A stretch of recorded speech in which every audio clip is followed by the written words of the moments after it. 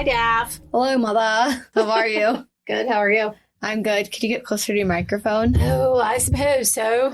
So you can actually, sound like you're recording. Okay, here I am. Okay, here you Why are. are we You're British? sliding the mic around so it's going to pick up all that fucking sound to be obnoxious. That's okay. Hey, Mom. Hey, Daph. How are you? Super great. How are you? Super great. Cool. Ready for part 2? I am ready for part 2. Good. Well, let's hear your disturbing fact first. Okay, cool. And it's short because I'm ready for part 2. Okay. Okay. Are you familiar with...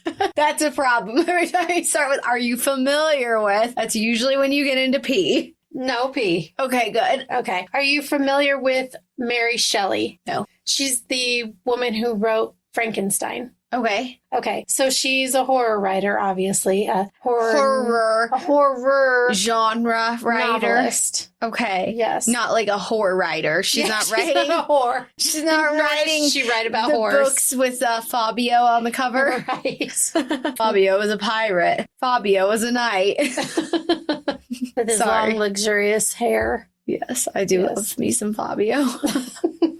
Okay. Oh, I saw Fabio in person one time, but anyway, that's neither In here. Vegas No, when in you were at that Sturgis. party. No, in Sturgis. Oh, okay. When I was at a different party. Gotcha. Yeah. Well, maybe sometime you'll have to tell the Vegas party story. No, it's okay. All right. We're going to pass on that. So Why? anyway, It's cool. no, anyway, Mary Shelley wrote Frankenstein, Okay. as it were. And she was married to an English... As it were. As it were, as it is. She did that.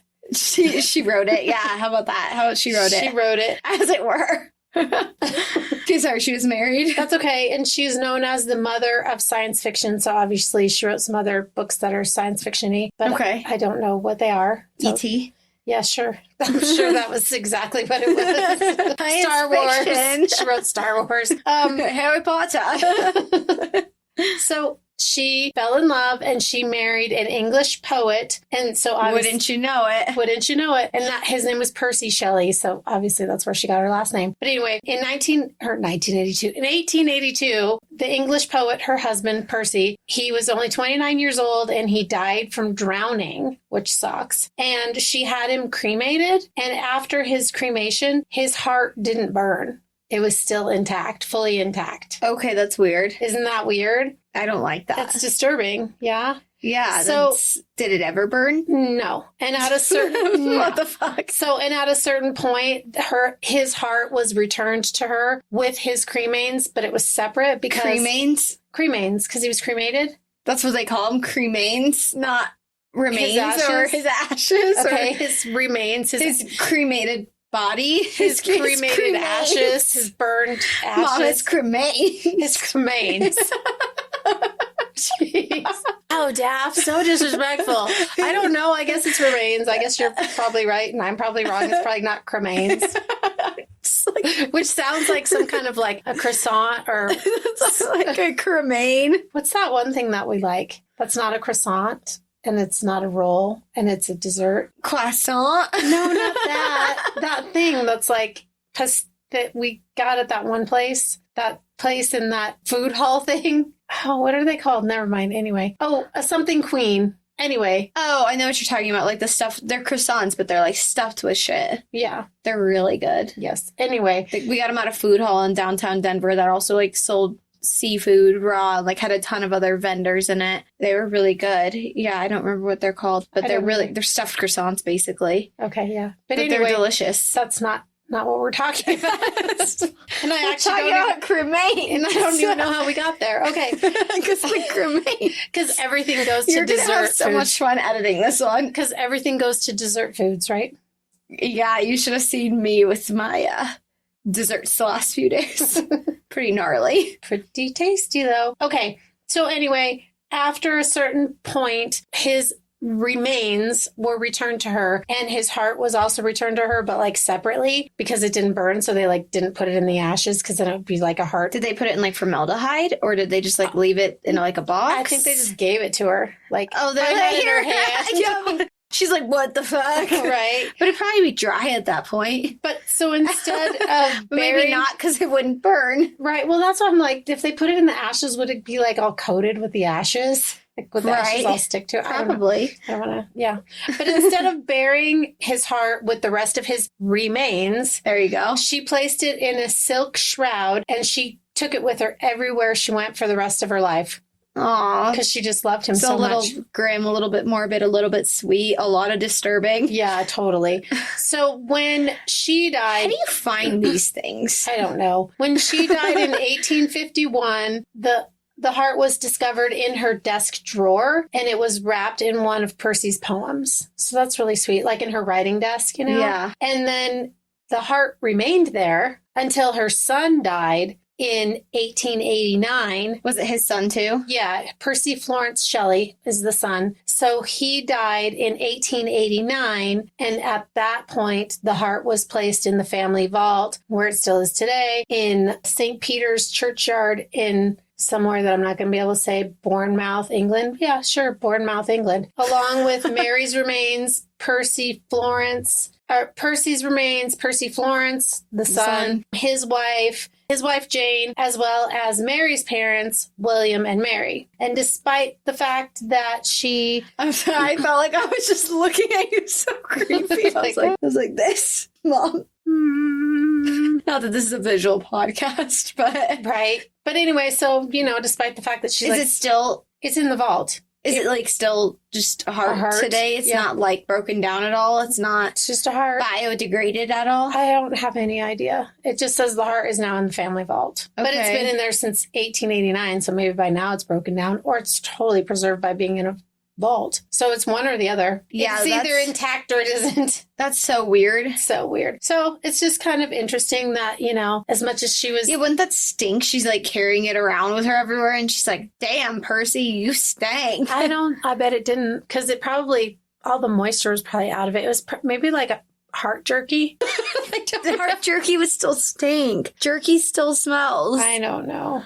But anyway, Mom. she loved him that much. And that's just kind of weird because, you know, not weird. Yeah, it is weird. It's really weird. It's weird. Love is weird. Love is odd. Yes. All right, that's it. Love is blind. Love I was is just weird. going to say that despite the fact that she wrote like, you know, horror novels, obviously she had a soft spot, at least for her husband. But he was only 29 when he died. So who's to say if he would have lived to be 49 if she would have still felt the same way? Yeah, that's fair. What about what if he was like an alien? Maybe. That's why his heart didn't burn. Perhaps. Because it's like that one part that they like swapped him with, or like he got like abducted by aliens. I don't know why I'm going into aliens. Cool. I don't know either. But anyway, Or he was an experiment. He's like the Abigail Project. yeah, just like it. But he died, so he didn't really go that It's a failed drowning experiment. well. He died, so it didn't really go out well. It did not. Okay, part 2. I'm dying. Okay. I'm on the edge of my seat.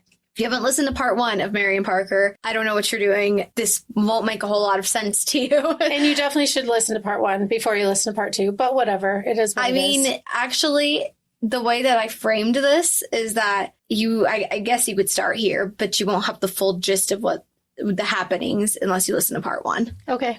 Well, I Okay. did. I listened. I was even part of the recording. You were even there, huh? Right? No, I wasn't there, but I was there. Except for when I almost read all 75 serial numbers and you were almost out. Right? Fuck. Okay. William Edward Hickman, he was born on February 1st, 1908 in Hartford, Arkansas. I don't want to go back and recap the whole thing. Listen Thank you. to it. But you are going to tell us the 75 serial numbers. I am. Okay. Can hardly wait. His I'll be dad back was in named 45 minutes. His dad was named William Thomas, and his mother was Eva or Eva, one or the other. I don't know. Is it EVA? AVA? EVA. So Eva. Eva. Uh-huh. Eva Longoria. Sure. My favorite. Gabby. Love her Yeah, to I'm bits. sure that's who his mom was. It was Eva Longoria. Okay, anyway.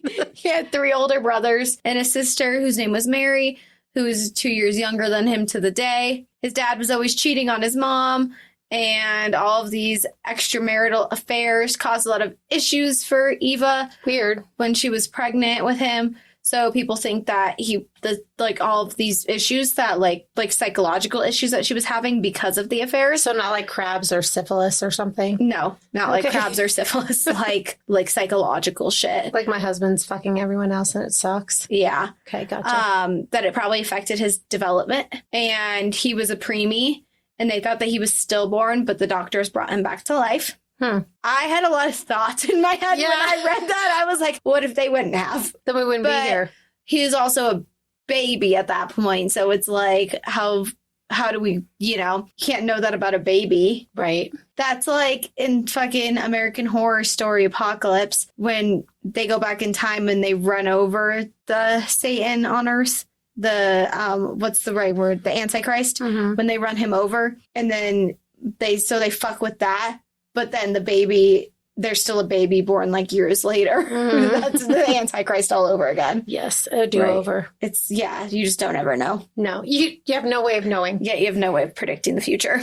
So, because he shared the same name as his dad, he went by Edward. So, even though he's a piece of shit and we hate him, we're going to refer to him as Edward to keep it consistent. And like the book I read called him Edward. Okay. A lot of sources online called him William. William.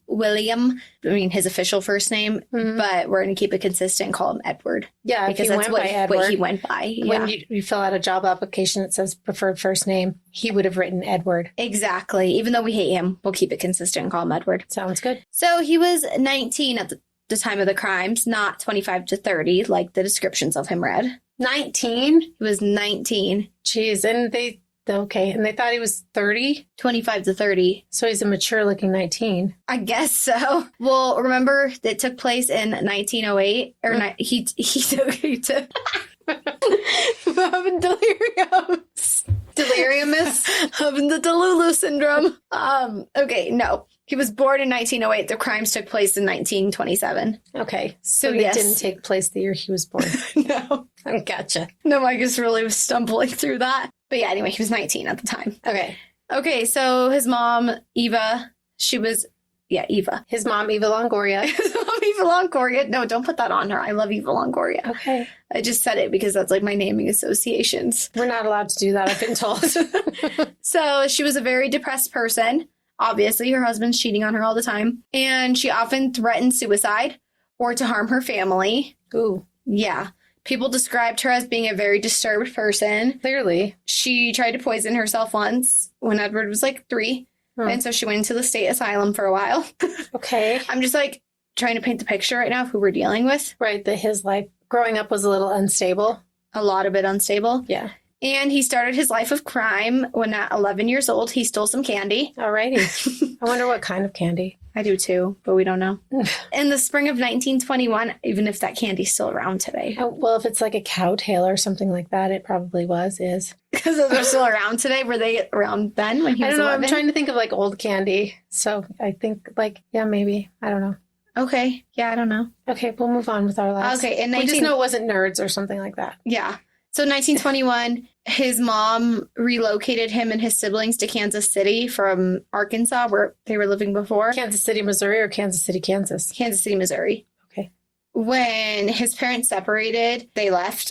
And then he was like a very scholarly person when he was in high school, like very studious. Mm-hmm. And he was the senior class vice president. Wow. He was the president of 3 honor society clubs. And he's a very popular kid and was also a member of the debate team. And like he sat on the student council, like just full fucking 9, like go-getter in high school. So he's like gonna get into an Ivy League, and then he also like went to church and played on his Sunday school's basketball team. Like he's just very dedicated to everything he does, especially his passion lied in the debate team because he loved arguing. And one time he like lost a debate and he got a consolation prize of $5. And the chick that he lost to, he like never spoke to her again. He was that upset. Wow. So this is him. Competitive much? This is who we're talking about. Okay. So after he graduated from high school, he worked like a bunch of odd jobs. And then he went to college for 9 days in the fall, and then he dropped out.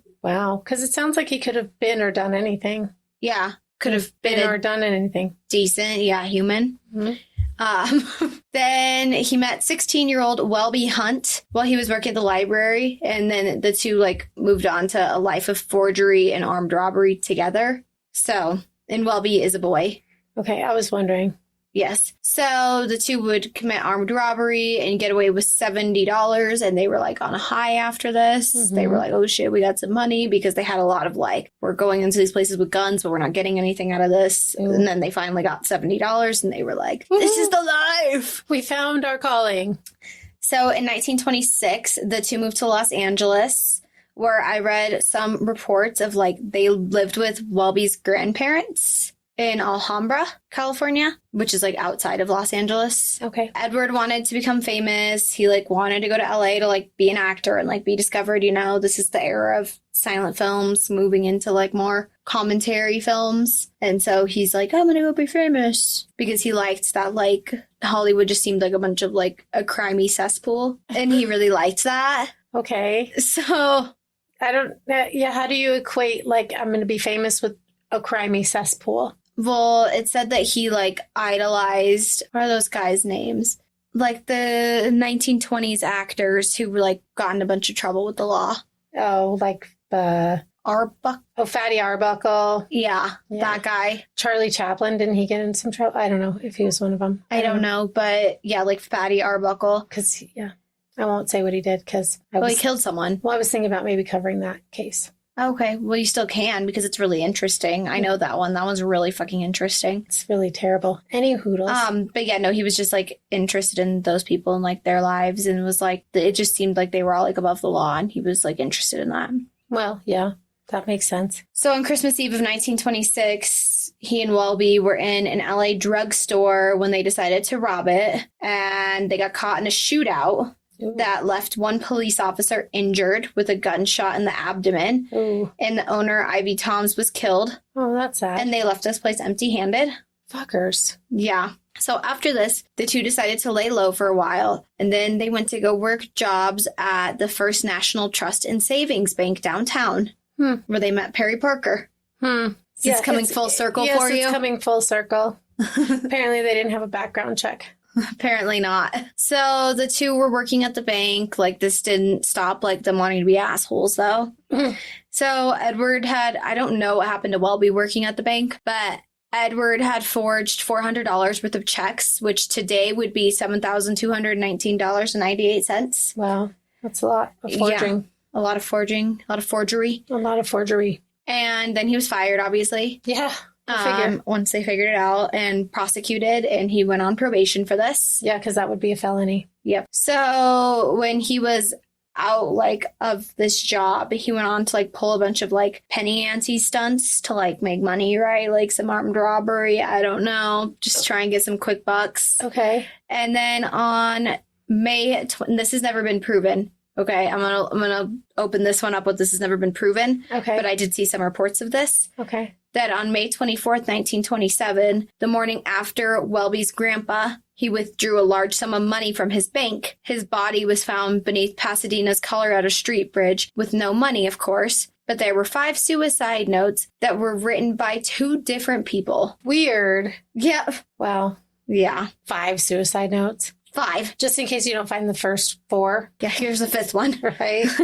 So after all of this happening in the fall of 1927, Edward went back to Kansas City for 6 weeks, where he got a job as a movie theater usher. But he was fired for sneaking into the movies to watch them instead of working. Sounds like, I don't know, that would be tempting. It would be tempting, but, you know, this is just who we're dealing with. Right. In October, he stole a car from a traveling salesman, and he drove it to Chicago. Then on October 11th, a man who matched his description strangled a girl in Milwaukee. Oh, shit. And strangled to death? Yes. She died. Oof. So when police figured out he was like Marion Parker's killer, right? I'm telling you, like, we already know at this point in like the story that he's Marion Parker's killer. Yeah. Sorry, I'm shaking my head. That doesn't really do a lot of good. But yes, I understand. You know, they were posting pictures of him nationwide in newspapers and stuff. So they knew at this point. The Milwaukee PD was like, told the LAPD, they're like, hey, would you guys catch this fucker? We want to extradite him here for questioning and interrogate him about this murder. And they were like, yeah, cool, whatever. Like, when we catch him, you can ask him what you want about the murder, but we got to try him here for this too. Right. So then after this, he went to Michigan, then to Philly, then to Chester, Pennsylvania, where on October 29th, a gas station manager named James Clare was shot and killed during a robbery with the man who matched Edward's description. And the Chester PD followed suit with the Milwaukee PD, like, hey, LAPD, when you catch this guy, we want to speak to him. Yeah, that sucks. He sounds like a real douchebag. Yeah, he does, right? Mm-hmm. Yeah, not a good human. No, not at all. So I'm saying about the whole baby thing, like, oh, maybe you shouldn't have saved him. But it's like, oh, that's just a little baby, Daphne. That's fucked up. Right. Yeah. Yep, it is. But It's fucked up to say that out loud, but we know what he went on to go do, so. Right, but you can't know the future. He could have went on to do great things. Yeah, he didn't. No, he didn't. So. Yeah, he didn't. He didn't. Okay. After this time in Chester, he then drove to New England and, like, went all around, like, New England, you know, and, like, down the coast, went sightseeing, went on historic tours, and he said he robbed 3 stores in an hour time frame. Like, he's really living the high life here. Wow. He then drove back to Kansas City to ditch the stolen car that he had driven 4,000 miles on. Jeez. I know. This dude. Yeah. I told you this part would be lighter. Yeah, it's much lighter. Thank you. Because the last part wasn't light at all. No, it wasn't light at all. No. And I also had to, like, restrain myself a little bit on this part. Because I was like, they don't need to know every direct quote. No, probably not. Along with the 75 serial numbers. No. Also not necessary. No, I'm like, I don't want to bore people to death. Probably that's a good idea. Yeah, no. Since our 6 listeners that we have, if you bore 3 of them to death. We're 3 and out. Then on November 7th, he stole the infamous Chrysler Coupe and he went back to California. Mm-hmm. When he got back to LA, he robbed a pharmacy and he stole $30 and then he moved into the Bellevue Arms apartment. Okay. That we knew he lived in, right? Mm-hmm. And on November 23rd, Thanksgiving Day, that year, 1927, he was riding around in San Diego when he met a couple who needed a ride to LA, like some hitchhikers. Okay. And the 3 became very friendly, and so friendly, in fact, that the man and Edward agreed to meet 3 days later to go, you know, rob some places. Oh, cool. Hey, just so happens that I'm also a bank robber or a thief or whatever. Right. So if you want to meet up in a couple days, I'd be down to steal some shit. Yeah, basically. Cool. Sounds good. Yeah, I don't know how you would fucking introduce that. Like, right. How does what that do you come do up for in a living? conversation? I rob places. Same. Right. What a coincidence. I, too, am in that field. Yeah, that is also my industry. That is also my niche. Oh, you like pharmacies too? I like pharmacies. Right. So then on November 27th, they robbed a pharmacy. Wowzers. And then on December what a 5th, team. they robbed 2 more pharmacies. And along with stealing some money from one of the pharmacies. Let me guess. Drugs. Yeah, Edward also wanted chloroform and sleeping pills. Oh, shit. And when he told his accomplice why he wanted those, his accomplice was like, why do you want these things? Right. I was thinking like Oxycontin or something. Not that it was around back then, but. His sleeping pills and chloroform. Okay. That was his choice of thieving pills. Yeah, let me guess. Thieving meds. Let me guess what he was going to do with that. He told his accomplice, the guy that was in the couple that drove up from San Diego with him, he said he was going to commit a big crime for big money. That's what he said. Alrighty then. Okay, so let's jump back now into the timeline of the week of Marion, right? That, like, they're on this goose chase looking for him after he killed her. God, it's all bad. Yeah, this whole thing is very bad. Yeah. It's very bad and very sad. Mm-hmm. So Edward's mother, Eva. Why am I doing that in my brain? You know why? Because on Awkward. Yes! Eva from Awkward.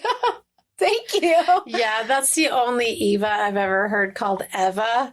So I'm guessing that that's not a forever thing that people did. No, I'm guessing not either. Anyway, his mom lived in Kansas City with his 17-year-old sister Mary at this point. So police know that he has ties to Kansas City, right? Like, they know that the car hit the fingerprints, all this shit. He's from Kansas City. There's just too much evidence stacked against him at this point. What do you mean too much evidence to act against him? Stacked. Oh, like what? Too much evidence stacked against gotcha. him. I was like, what do you mean? They have everything they need, I feel like. Right. No, they do. They just don't have him. Right. So newspapers across the nation were printing his picture, right? Like, be on the lookout. These are the serial numbers. Like, no.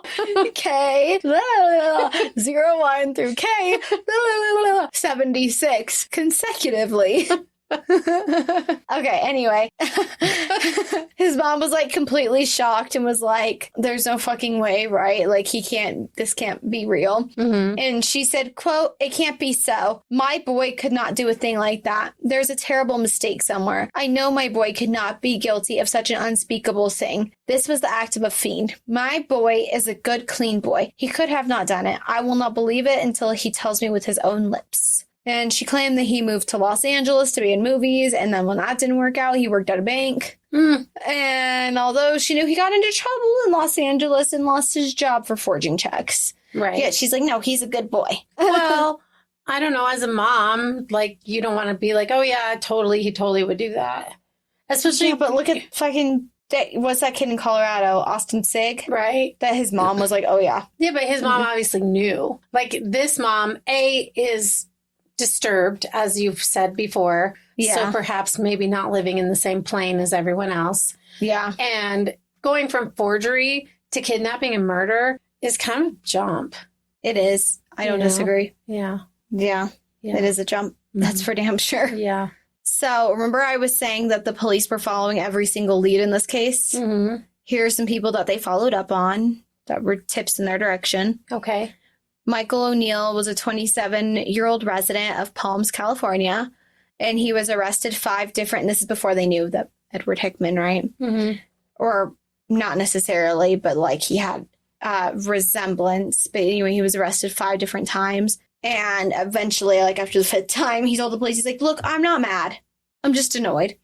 And so eventually he got Detective Klein to like write him a note to have in his pocket to be like, I'm not Edward Hickman. Like, don't fucking arrest me. I have a note from the teacher. Yeah, I have a note for the teacher. And like, he was like, there was like nothing ever like stacked against him. Like nothing ever. Like no evidence except for the fact that like he looked similar. Oh, okay. Well, that, hey. Right, you look a lot like him. So you must be him. Yep, you must be him. And then Milton Jakowski, he was an acquaintance of the Parker family, and he decided to conduct his own investigation. Ooh, okay. And was like literally just being a good Samaritan. Okay. But the police were like, ooh, you sus. And so then they arrested him and they released him because they were like, okay, actually, it wasn't you. You're fine. You had like no part in doing this. You were actually like just trying to, do the right thing by the family since you know them. But don't do it anymore. And so he's like, okay, I won't do it anymore. Okay. Oh, and promise. that was it. Okay. Yeah. So police were stationed in Edward's birthplace of Hartford, all around Kansas City, and in California, like up and down California, Mm-hmm. And there were roadblocks set up at the border of Mexico, so he couldn't flee there. Mexico. Mexico. So he couldn't flee there either. And so any place that like he's had a known connection to, they're like, you were stationing here. So all up and down the East Coast. Yeah, kind of. Yeah. In areas. Yeah. Yeah. So police feared that Dr. Mance, the owner of the Chrysler Coupe, remember, that he may be in trouble because his car that was stolen from him led to the prince being identified as Edward Hickman, like the connection, And while at his office with the police present, he got a phone call on December 20th at 3 p.m. And the man on the phone said, I'm the fellow who took you for a ride. Do you recognize my voice? I wouldn't be in all this trouble if it were not for you. I'm going to get one of your girls. You know what will happen to her. So police were unable to trace this call. Wow. But they like gave him 24-hour protection for like his family and his office and his home. Why and is it his fault? You stole his car and then you went and did bad shit. It's not his fault. Right. Except for that probably he reported his car stolen. But wouldn't you? Yeah, absolutely. I would 100% report my car stolen. Right. But then when they showed him the pictures of Hickman, he was like, yeah, that was the guy that stole my car. Right. A very similar call then came into the Kansas City Star newspaper. And police traced the call to a phone booth in the lobby of the National Bank of Commerce in St. Louis. Crazy that they could trace calls back then. Yeah, isn't it? Mm-hmm. But it's interesting. It's cool. But the first call they couldn't trace that came through the office. Gotcha. So there was a report that Edward Hickman had traded his herringbone overcoat for 5 gallons of gas in Santa Monica, California. And also on December 21st, a man who matched Edward's description like to a T went into a cafe in Tulsa, Oklahoma, and ordered a cup of coffee and then left without paying for it. Oh, a A drink and dash. A drink and dash. Yep. Douchebag. Wow. Right. Eva Edwards. No crime too big, too small. She told Eva Edwards' mom. I'm like, wait, no. Eva, Edwards' mom. That's not her last name. Was not Edwards. Right. In case you've been tuning out, that's his mom. Last name actually Hickman. She told her friend, Lieutenant Colonel Charles Cap, quote, Cap Edwards. That's a lot of... Which his last name is actually Edwards. Okay. To report that, like, he reported this in the press. To William Edward Hickman, your mother is prostrated. I don't know what that means, but it's kind of funny. Brothers and sister desire you to get in touch with your friend, Cap Edwards, who, you know, will see that you are justly and fairly treated. Wire, telephone, or write me at my expense, at my home, night or day, or at my office. So this cop is like, yeah, I'll fucking pay for it if you write me. If you call me, I'll pay for it. What the fuck? Right. Why would you even offer that? Right. Because, and he's not even trying to catch him. He's just trying to protect him on behalf of the mom. Yeah, he's trying to make sure he's treated fairly and justly. Yeah, okay. Well, he should be, but he should also be convicted of his bullshit. Yeah, no kidding. Mm-hmm. Detective Klein, remember, one of the heavy hitters from the first episode? Mm-hmm. He followed Edward Hickman's moves before and during the kidnapping, and he found a napkin at the apartment that was covered in pigment, and Edward covered her cheeks in pigment. Oh, yeah, to make it look like she was alive when she wasn't alive. Ugh, yeah, I hate she was wearing makeup. Because, I keep thinking about that. Not the makeup part, but, like, the other part. The fucked uppery. Yeah. And he came to the conclusion that Marion was obviously in the apartment, but he didn't think that she was killed there. And he was like, oh, there's probably like more than one person like involved in this. Okay. And this is just a hunch, all of this at this point, right? He's just like trying to put together all the pieces right now before they even have him. So on Thursday, a week after Marion's abduction, Mary Holt, remember? Mary Holt, yeah, you hate her. I don't hate her. Was shown a picture of Edward Hickman. I don't hate her. I just don't understand. And she positively identified him as being the man who took Marion. Mm-hmm. Well, because of you. Okay. Yeah. So the LA school board superintendent, her name was Susan Dorsey, she gave a statement to the press in regards of Mary Holt. And it said, quote, Mrs. Holt had no authority to excuse any child from school. That is done by our vice principal and then only at the request of the child's parents or guardian. But in this case, there appeared to be an emergency when the man rushed in and claimed that there had been an accident and the child's father was calling for her. I talked to Mr. Holt and Mrs. Holt, and am satisfied that I would have acted as she did if I were confronted with the same circumstances. At the time, the vice principal, who was the person in authority entitled to excuse a child from class, was busy with the Christmas program and could not be reached within the few minutes that elapsed. The fact that nothing has ever befallen our school children in the past is evidence in itself that they are safeguarded as humanly possible. End quote. Sorry. You're good. I was just thinking, I don't know, like if I was in her shoes, would I have done the same thing? Or would I have been like, okay, well, I'll take her. Or I'll get in touch with someone who I know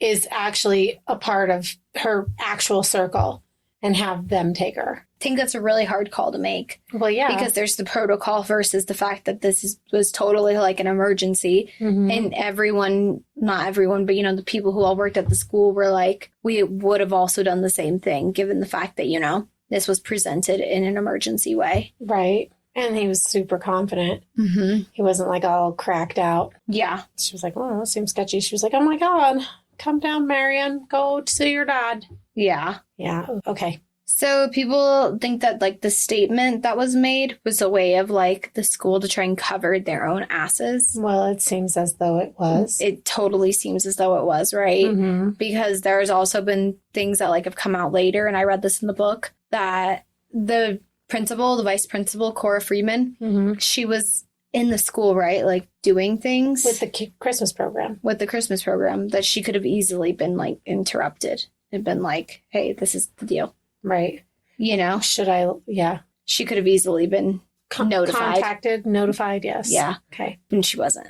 Gotcha. Until, like, after, like, and I think it said that she, like, returned to her post, like, 30 minutes after the fact. So, like, just ridiculous. Yeah. So when Perry was given the name of the top suspect, right, he remembered him all too well. But he said to the press, after the search through employees' records, the photographs and incidents that have been revealed by the work of the police, I recall the unusual manner in which Hickman talked with me about his discharge for forgery. I remember how he asked for his position again after being granted probation, and his replies to questions, and the calm manner and voice I heard over the phone, and lastly, the coolness and nerve displayed Saturday night we met for the exchange. I am convinced William Edward Hickman was at the other end of the telephone, and he took that $1,500. He also said that, he doesn't remember any harsh exchanges between the two, and that he never thought that someone like him would be capable of, when he was told, he was, kind of surprised. But then, he was like, oh, shit, I did know that voice. Right.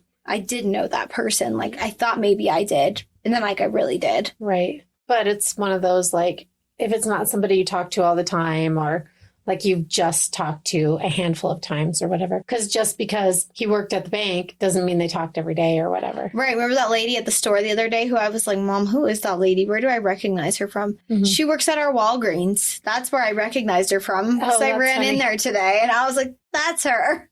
I get you. So I had one of those moments myself. So I get it. Okay. So newspaper. But if she called you with ransom threats, you wouldn't recognize her voice. No. But you'd be like, God, I know that voice. Yeah, exactly. Yeah. I know that voice. I just don't know that voice. So newspapers in Kansas City were printed with testimonies from former teachers, friends, classmates, everyone, who knew him. That all talked about oh, this could never be him. He didn't do this. This was not possible. This isn't him. He's such a stand-up guy. However, a former cellmate of Edwards from his juvie days, named Charles Downing, said he recalled that Edwards saying he had surgical equipment at home and that he had a keen interest in poisons and their effectiveness in their various uses. Alrighty. That's an interesting hobby. So obviously Edward has a very Jekyll and Hyde personality, right? Because all these people are like, oh no, he's such a great stand-up guy. The first freaking thing I read, or one of the first bullets I had, was about what a stand-up person he was. He was so involved in high school, blah, blah, blah, blah, blah. Church. Yeah, church. Goody two-shoes, right? I mean, obviously not, but but those things. Goody one shoe, baddie But yeah, he had a very Jekyll and Hyde personality. So laughing. Goody one shoe, goody bad shoe. Yeah. Because you said goody two shoes. Yeah, right? One shoe goody, the other shoe not so goody. Right. Yeah, so he had the side that was nice and charming and a goody shoe. And then he had the baddie shoe side, which was interested in poison. Okay. So, yeah. Yeah, he should have got matching shoes.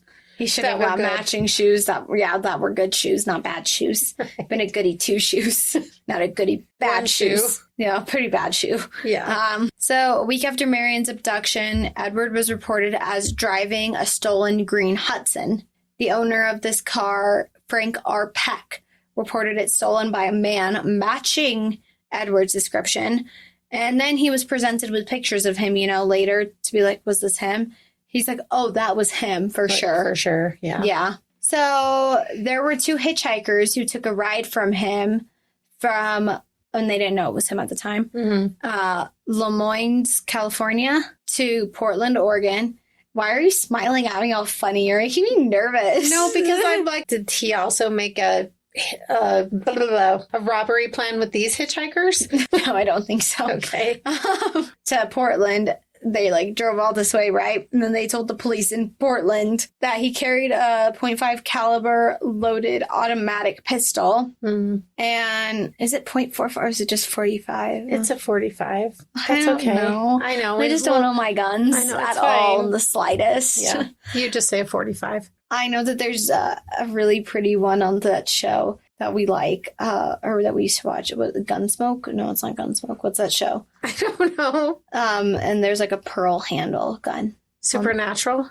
No, it wasn't Super Snatch. Okay, because they have the Winchester. They do have the Winchester, and they have the one that is a Colt 45, I think, right? And they have the one that kills demons. Yeah, with the sawed-off 12-gauge shotgun that they fill with salt. No.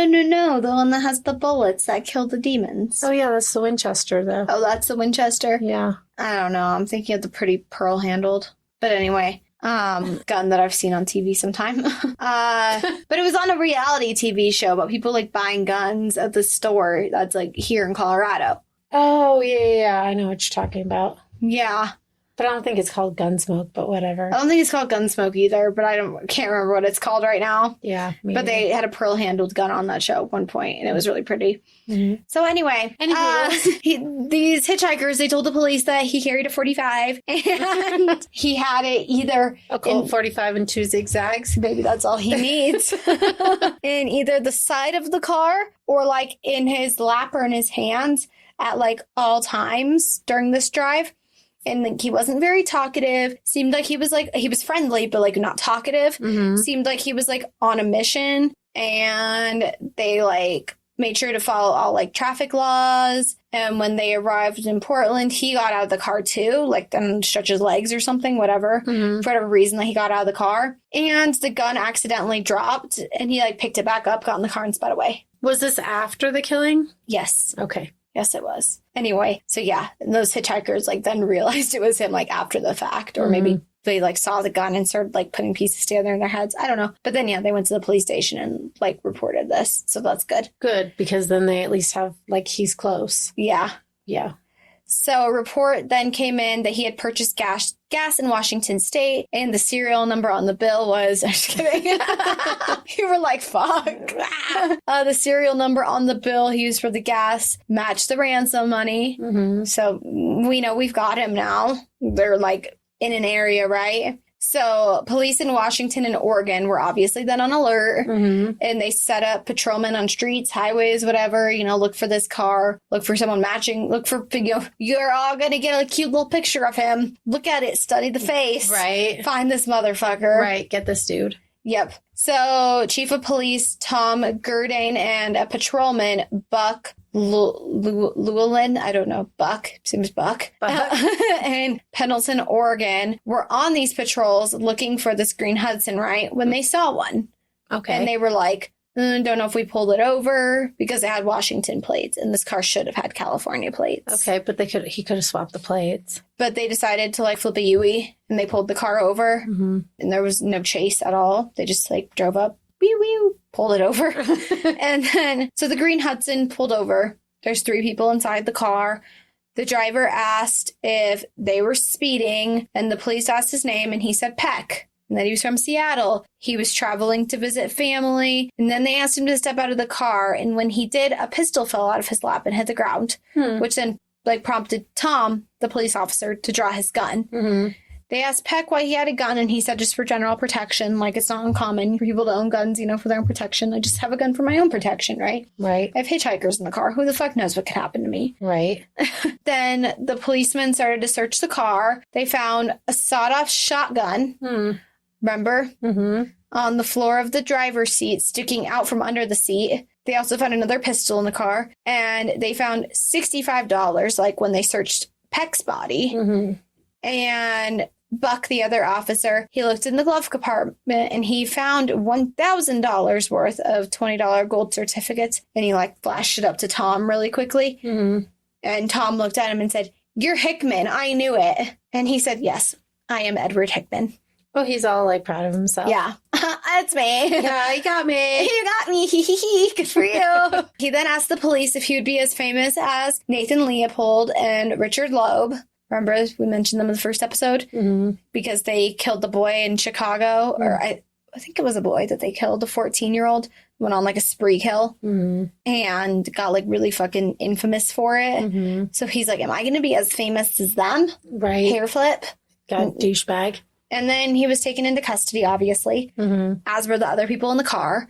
And the other people in the car were like, no, fuck you, we're innocent. No, fuck you, we're innocent. We're innocent, we're innocent, we're innocent. We're just hitchhiking. Yeah. And so the police obviously like looked into the hitchhikers, and then they were like, okay, yeah, you guys are innocent. But they agreed to like help like with any information they could. So they basically just spilled everything that they knew. Which is probably not all that much. Yeah, exactly. So Edward... Yes, he picked us up and drove us around. Yeah, basically. We don't know shit about him. He had a gun in his lap. Right. That's it. Right. Edward then told the police as he was taken into the Pendleton City Jail, I guess it's all over. That's what he said. I guess it's all over. I guess so. I guess it's all over, isn't it, Mr. Edward Hickman? I guess. You big old douchebag. You're not going to be able to do what you just did before unless you're like the guy from Colorado who escaped from prison. Anyway. So he also told the police that he figured that they were looking for a lone fugitive. So he was like, if I have hitchhikers in the car, I can throw them off the trail. Oh, yeah, that's super smart, actually. It actually is, yeah. Yeah, because I was thinking, he's on the fucking run. Why does he keep picking up hitchhikers? But there you go. He's using them as a decoy or whatever. Yeah. To derail the police. Mm-hmm. He's like, oh, they won't pull me over. There's 3 of us. Right. Which is also probably part of, and he obviously swapped the plates. Plus, also, they thought that he might have an accomplice because they thought that she wasn't killed there. So somebody else might have been in on it. But he probably didn't think that. He didn't think that they thought that. He probably just thought that they thought that it was him alone. Yeah. So really having more people in the car isn't going to make a difference one way or the other. Yeah, except for to throw the police off his trail if they're only looking for him. Yeah, but like I said, the one cop thought that there might be an accomplice. Yes, but he doesn't know that. That's what I'm saying. He doesn't know that. But in all actuality, since the police are looking for him and potentially someone else, it doesn't matter if it's just him or not in the car. Yeah. Fair argument. Okay. Got me. You got me. I'm picking up what I'm putting down. Picking up what you're putting down. Okay. So, slightly. So, a crowd gathered outside of the jail in Pendleton, and they were like, "Yeah, lynch him right now." No, they were excited. They were happy. They were like, "Justice, justice, justice." Oh, good. I was thinking celebrity. No, but the crowd in Los Angeles was like, lynch him. Yeah. Right. That's what happened. But then anyway, the night before his arrest, the night before they caught him in Los Angeles, a man was robbing a place and he was hunted down and people were screaming at him. And mind you, at this point, the public doesn't know that he's probably in Oregon and probably in Washington. They don't know that. Just the police know that, not the public. Not the public, yeah. I mean, the public kind of knows, but the public all around the nation knows to be on high alert, right? This dude is somewhere. He could be here. He could be there. He could be anywhere. Yeah. So, but specifically, people didn't know that he was in the Pacific Northwest. Gotcha. So there were people in Los Angeles the night before. This guy's robbing a store, right? Or robbing a place. I don't know what he was robbing. And he was hunted down and people were screaming that he was Edward Hickman. Mm-hmm. And the man was Ralph McCoy. He was taken to jail. He looked nothing like Edward Hickman. Okay. And he was found the next morning strangled with his own necktie. Oh, shit. And the other inmates insisted that he'd killed himself, that it wasn't them, that he had killed himself, which they believed, the police believed that the other inmates didn't kill him. That it was suicide? That he killed himself, yeah. Okay. So because of this incident, Detective Klein insisted that Edward, once he's captured, he's never going to be left alone or with other prisoners. Right. He's going to have constant supervision and he's not going to be with other prisoners. Right. Because they're going to want to hurt him. Mm-hmm. And Detective Klein, when he learned of his arrest and his capture, he was so relieved. And he thought that, he thought for sure that he was going to be, mobbed down and killed. And be lynched in public. And that, they would never she get was closure. A little girl. Yeah. Yeah. Yeah, people hate people who kill kids. Yep. Yeah, people hate those kinds of people. Yes, they do. Every single child killer has to have protection in prison because of who they are. And yeah, it's not just him exclusive. It's everyone you ever learn about, or the really fucking notoriously bad criminals. I'm pretty sure Ted Bundy was in solitary because people wanted to kill him, and because he was also an escape artist. And police went to the Parker home and they alerted Perry of Edward Hickman's capture. And of course, he told his family. And then this is what he said to the press. I am certainly thankful. I am thankful not only for myself, but for the parents of other children that such a dangerous man has been apprehended. This thing is too terrible to talk about adequate punishment for the man. This strain has been terrible on all of us. I am reassured and only hope there has been no mistake. He also expressed his confidence in the justice system and was just let the law take matters into its own hands. They've got this. He was cool with it. That's good. But that is so sad. I can't even imagine as a parent. Yeah, I can't either. Can't do it. No, it's horrible. Mm-hmm. That'd be the worst thing ever. It'd be terrible. I can't, like, yeah, parents losing their children is so sad. I mean, murder is just really sad, though, in general. Yeah. Yeah. That somebody else taking somebody else's lives, but some of them are more extremely brutal than others. Yeah. Like, I'd rather be shot in the head. Just fucking put me out of my misery. If you're gonna fucking kill me, don't torture me. Yeah. Don't fucking shoot me in the head, though, or torture me. Just let me live my life. Right. Like, on that note, though, just don't. Cool. So after Edward's indictment, he was told that he would be named the murderer of Marion Parker, and he laughed, and he was in the process of being extradited back to California, and he, like, asked if he would be executed by hanging, and then he was, like, yelled up by the press, like, they're, like, walking him, like, out of the prison, right, like, into the car where he's going to be taken back to Los Angeles. Mm-hmm. And he, like, looked at the cops escorting him when the press yelled at him for a picture. And he's like, should I look like a crook? That's what he said to the police. Should I? Yeah, for the picture. Yeah, I got you. He's just a douchebag. Yeah, totally. So does he look 19 or does he look 30? He looks pretty young. Okay. Yeah. He looks like he's, like, early 20s. Okay. So while he was waiting, Detective Contreras, the other half of the powerhouse detective duo, nice. Your phone went off. Why is your phone not on airplane mode? Sorry. Well, it doesn't matter. Disturb. It is, but it's your dad. So it would have went anyway, no matter what. Not on airplane mode. Okay. So remember Detective Contreras, half of the powerhouse? Mm-hmm. So while he was waiting for Detective Contreras to come pick him up, he was going to be part of the team that was going to take him back from when they caught him in Oregon to Los Angeles. He agreed to talk to a reporter in Oregon. So he gave a nice confession. Oh, he confessed to a reporter? So he said when he was in Chicago, or that he was in Chicago, but he didn't know anything about the murder of a Milwaukee girl. And this murder has never been solved.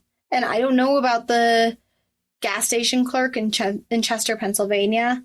I know that he definitely didn't commit that crime, actually. But I don't know if it was solved or not. Okay. Which is sad that the girl was never solved, that case. But they know it wasn't him. Like, it's been proven it wasn't him. Okay. So the man that was in that couple that drove from San Diego, the other criminal. What do you do for a living? I'm a criminal. Same. He said that his accomplice was named Andrew Kramer. And he says his intention was not to become a crook, but rather he wanted to gather enough money to attend Park College in Kansas City. And if he could get $1,000, he could afford tuition with having a part-time job. So he was trying to get $1,000. Okay. Instead of doing it in an honest way, you know? Right. Instead of getting a job. Yeah. So when he was asked about his kidnapping intentions, he said he initially, like, didn't plan on it, but that he wouldn't mind doing it. Okay. He's like, meh, I guess. Yeah. So he said, quote, I happen to remember Mr. Parker had a daughter. I was there at the bank several days, and I noticed especially. I remembered it was his daughter, and he would take her downtown and buy her lunch, and she walked around the bank like she was a big man. Alrighty then. So he has a vendetta against this little kid, too. He also said that Marion Parker, like, wasn't his first choice as a victim. There was another banker there named Mr. Hovis, and Mr. Hovis had a young child. But he said, quote, I was afraid it would be harder to handle her. She was a baby and would probably cry. I thought either Mr. Hovis or Mr. Parker would have enough sense to consider $1,500 an easy settlement in consideration for their own daughter. I meant no harm to either one, but I thought it would be easier to handle the older girl than a little girl. Wow. Yeah. Right. That's wow. That's all I have. Yeah. And so the other girl she was like a toddler. He also admitted to watching Marion Parker at home and flagging down the girls in the streetcar. So he was watching. He said he picked up Marion and she was calm and she wanted to, like, know all the details about her dad.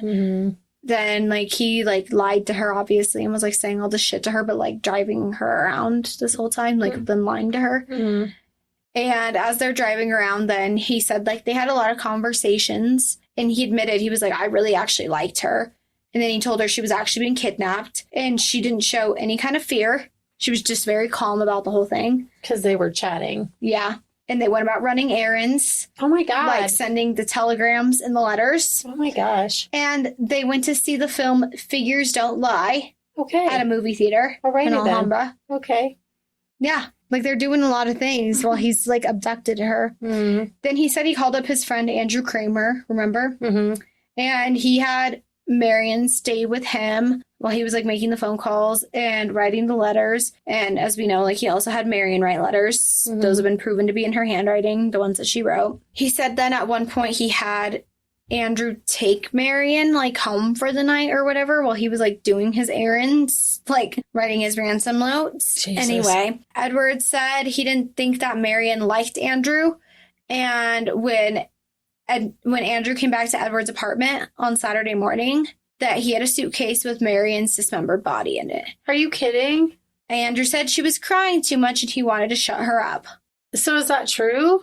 I'm going to keep going. Yes, please do. So he also stated that he was home at the apartment building when the police came to look, and they briefly spoke to him, but they didn't ask to search his place and they weren't suspicious of him. Okay. He said that when he discovered that Marion was dead, he was, like, really sad because he really liked her.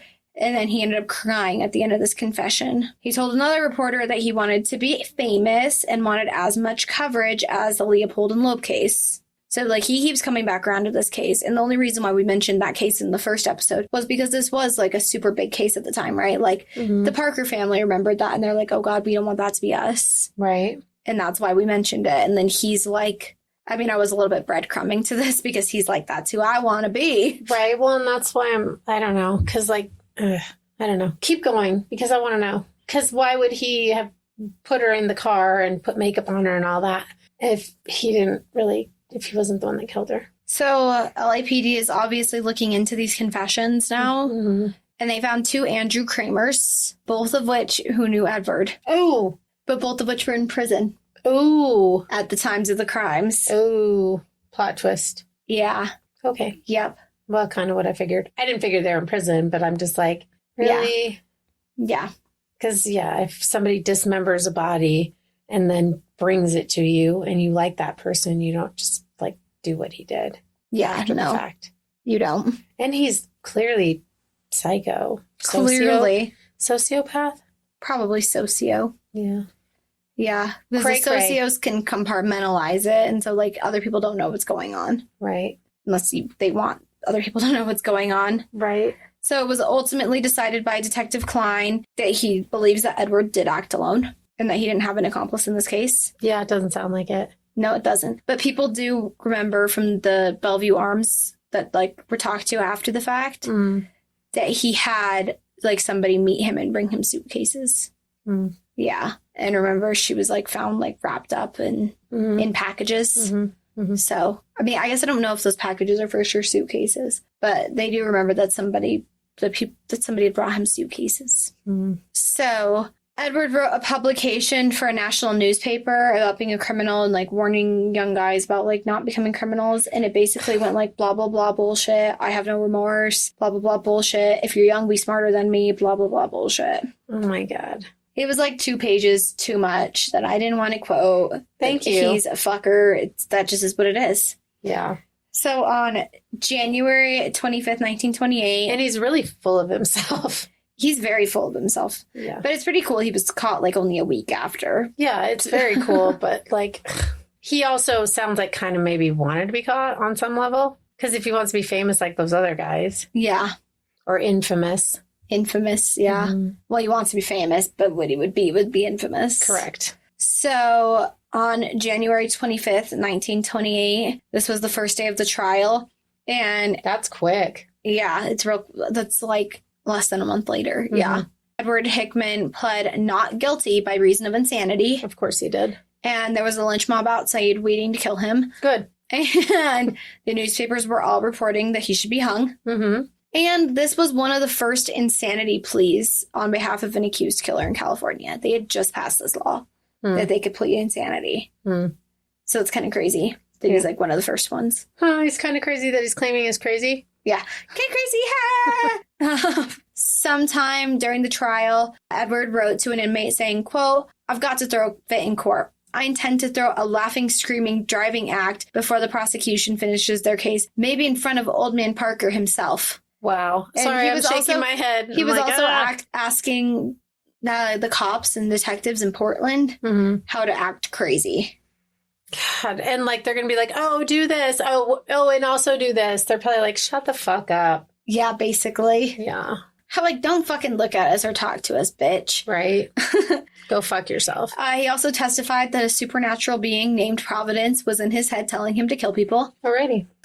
Yeah, sounds like you couldn't think of anything better than Providence, and you were obviously headed for Canada. Right. So, one report said that Edward Hickman was not insane, but a moral imbecile who knew right from wrong. And I thought this was funny, so I wanted to include it. I like it. He's a moral imbecile. Yeah, no shit. An immoral imbecile. No, not immoral. A moral imbecile. He knows right from wrong. Oh, gotcha, He's gotcha. just an imbecile. Yeah, he's an imbecile. And the trial went on for a few weeks. On February 9th, the jury deliberated for all of around 40 minutes. Oh, guilty. To agree that he was absolutely sane in the clinical sense. Mm-hmm. And he was found guilty of first-degree murder. Good. And then on Valentine's Day, the judge sentenced him to hang to death. Good. In a separate trial, both Edward Hickman and his friend Welby Hunt were found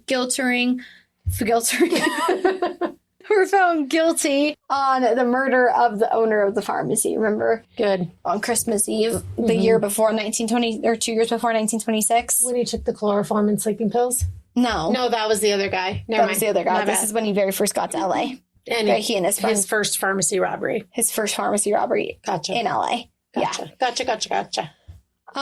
Same dude, Welby Hunt, the one he met back in KC, that guy. Yeah. Mhm. He would later testify that Edward once confided in him, quote, it was his wish to get someone and chop them up in little pieces and throw them along the highway. What a fucker. But who knows if Welby's just saying that. Yeah. But still. Yeah. But I guess never mind. If you know that somebody you know did that, and yeah, you'd be like, oh yeah, they totally always wanted to. Yeah. He talked about it all the time. That's all we ever talked about. That's all we had in common. Oh, yeah. As a matter of fact. Same. That's all we want. God, what These guys suck. Yeah, they suck bad. So Edward had 8 months of appeals while he was at San Quentin's death row. Well, I can't English tonight. I'm sorry. It's so different than usual. He was at San Quentin's death row. And in this time of his 8 months, he embraced Catholicism. Of course he did. And he wrote he wrote letters to all of his victims' families, apologizing for his crimes. How nice of him. Yeah, how kind. Then on October 19th, 1928, Edward ate his last meal, of which he requested chicken. Okay. And he listened to records, and he read letters from his mom, and he cried, and then he asked a guard if he would listen to his last confession. And he told the guard that after 3 days of captivity, Marion began to get restless. He tied her to a chair, and on December 17th, he went to mail a ransom letter. When he returned, Marion insisted he let her free. Mm-hmm. She was starting to get loud, and he feared that she might cause a scene and attract attention to his apartment. Mm-hmm.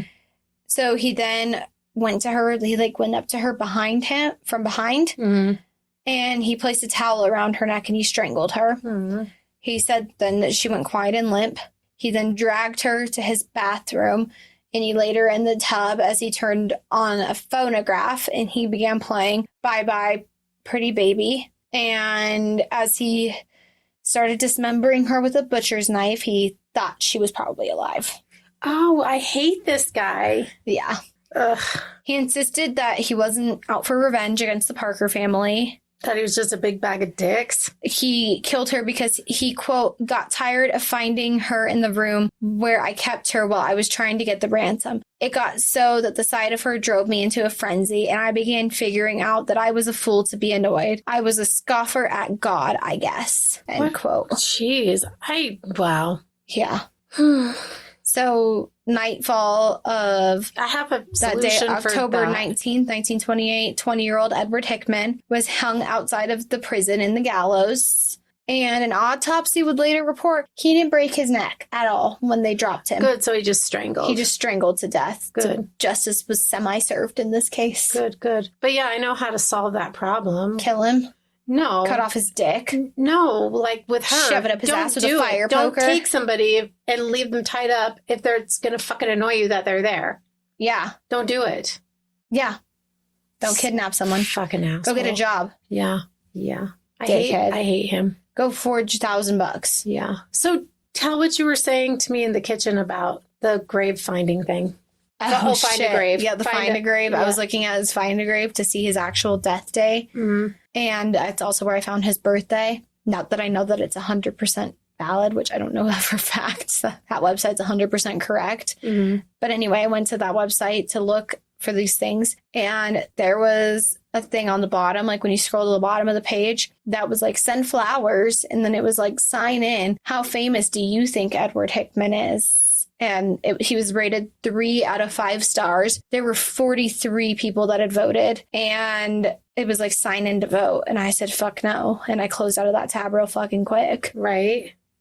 I still put it in my in my notes for the case. But Yeah. Well, and I was thinking like that send flowers. I think I've done the find a grave thing before. And I feel like it says that on all of them. But the whole how famous is this person, rate them, that I don't recall seeing. yeah, it was weird. Yeah, that is weird. I could take a screenshot of it and post it when I do the Instagram. Yeah, I think you should. Okay. It's not that I don't believe you. It's just like people suck. That's what it's like. It is like that. Yeah. I can circle it. And like I can like take a screenshot of the whole page and then circle it. Got you. That part when we post this. Okay. Just so it's not some random thing that says that. So yeah, that's all I got on him. He died. 20 years old. Fuckface. Yeah. Perry and Geraldine lived their lives grieving their child. And Geraldine and Marjorie, they never knew the extent to which Edward Hickman tortured Marion. That's good. Yeah, they like never found out. That's good. Yeah, that would have been horrible to know. Mm-hmm. Whenever Perry had the chance, he would ask people to forgive the school employees who let his daughter go home or go that day, or go home, just go that day. Mm-hmm. Perry passed away in 1944. Geraldine sold the family home in 1948 and moved to San Diego to be closer to her kids. Geraldine, she passed away in 1963. Marjorie got married and relocated to San Diego, obviously. Mm. And she lived to be 72 years old. Mm. And Perry Parker, the son, he served in the Air Force during World War II and the Korean War. And he also settled down in San Diego, and he lived to be 76. Nice. And apparently the Parker home is haunted. And people who have lived in the home, like after the fact, report Marion's ghost being there. Aw. That's all I've got. Well, that's sad too. It is sad. Yeah, a little girl looking for a family, looking to go home. Sad. Yeah, but that could also just be people, That could also just be people. you know? So it could be sad or it could be douchery. Yeah, it could be people just trying to, Get their 10 seconds. sell their story. Yeah. Well, thanks. Thanks for at least making the second half lighter, because I realize none of it can be light, but I told you I tried to make it A, lighter, and B, I just clicked on that thing. Oh, it has 48 votes, and he has 3 out of 5 stars for how famous was William Edward Hickman. Sorry, I just clicked on that because I just went to all my notes for the case, and I scrolled down to the very bottom of my notes, Mm-hmm. And I clicked on it because I was like, is that on the other places? Let me look at Marion's Find a Grave. Oh, it's there for her too. It says she has 3.81 stars out of 5 and 117 votes. Still fucked up. Put in just some random person, not someone famous. There's also a famous person section here. Well, I know, but I'm just saying, the most popular ones on here are George Washington, Benjamin Franklin, William Shakespeare, and Walt Disney. How the fuck are all these people having their graves being posted? That's what I'm confused about, because it's not a violation of HIPAA laws. This obviously. person, well, no, I'm just thinking because they don't want people's graves to be, Okay, let's see. I just clicked on a random person's. No, it doesn't say anything about how famous is this person. But it says sunflowers, right? Yeah, it says sunflowers. Okay. All right. Well, thanks for that. Yeah, of course. Yeah, I don't see anything about trying to be famous. Okay. Oh, yeah. Okay, let's see. Here's one more. This is great podcast material. Sorry, I'm just looking because there's I'm getting random ones populating. And this lady's really cute. This is an old photo. She died in the 70s and she was born in the 20s. So she was only 50? Yeah. Ish 50s? Yeah, but her picture was really cute. Oh, here's a picture of a guy who died on this day in 1967. Cool. Find a grave is really morbid. But yeah, no, I had never seen that before, like the famous thing. Yeah, I didn't even realize there was a tab for famous until like I just clicked on it right now until I just saw it right now. Right. Yeah, I didn't even realize that. But yeah, this case was really hard for me to go through. Yeah. So I'm really happy it's over. Right. Something lighter. Yeah, well, and like I said, I needed to like make part 2, like I needed to like chop it in half from what I originally had. Can you take away that word? Chop it in half? Uh-huh. I needed to erase half of my content. There you go. Because, Yeah, she was dismembered. Mm-hmm. Yeah, again, this is not a visual podcast, so you doing things on your body is not helpful. Well, because it was from the torso up. Yeah. So she was chopped in half. Yeah, well, I know you didn't mean it that way, but it goes that way. It's not how I meant it at all. It goes that way. All right. Well, cool. Thank you. Yes. You can follow us on the gram at That's Disturbing Podcast. Wow. And you can send us a Gmail at That's Disturbing Podcast at gmail.com if you want a case request, or you can DM us on the gram. And our website isn't there anymore because Daphne... Yeah, is it there? No. No, it's not there. Okay, we don't have a website I wanted anymore. you to finish your thought because Daphne. Because Daphne Daphne spent a lot of time doing it and nobody went to it, so whatever. Sucks. Sucks balls. It sucks balls, and not in the fun way. But I don't know if there is a fun way to suck balls. well, I was going to say if you're a guy and you're on the receiving end, it's probably fun. You're not the one sucking them. No. Unless you are. I don't know. Anyway. Unless you're real good at yoga. All right, yeah, that's all I got. Okay, bye-bye.